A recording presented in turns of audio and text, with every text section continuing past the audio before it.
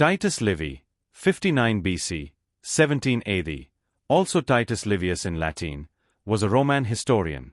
He wrote the history of Rome, titled Ab Urbe Condita, from the founding of the city.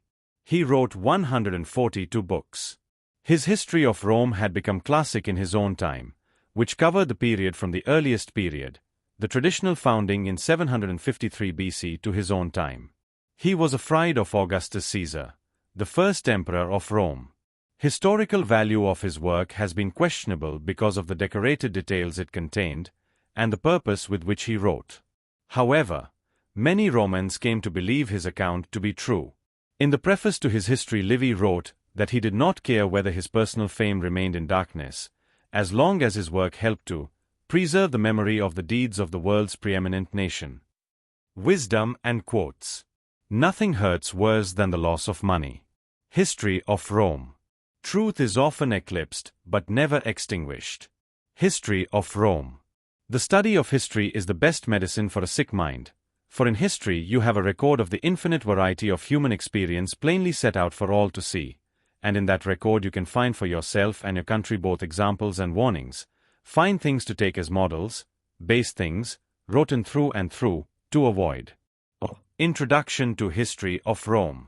We can endure neither our vices nor the remedies for them. Or preface. History of Rome.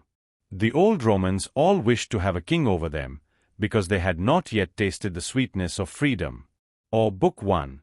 History of Rome.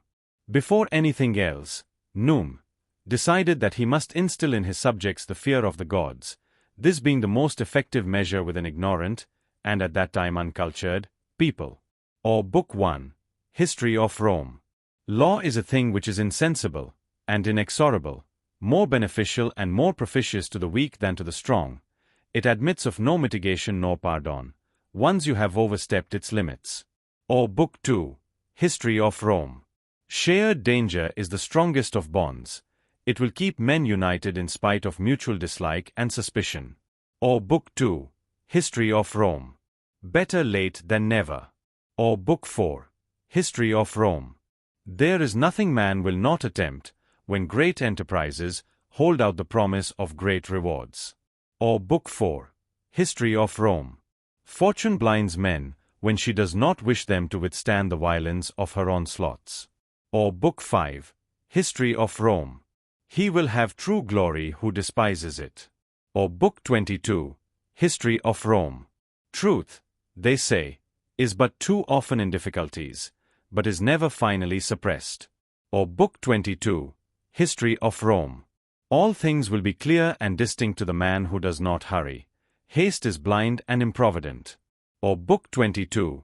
History of Rome. The best known evil is the most tolerable. Or Book 23. History of Rome. It is easy at any moment to surrender a large fortune. To build one up is a difficult and an arduous task. Or Book 24. History of Rome. Such is the nature of crowds.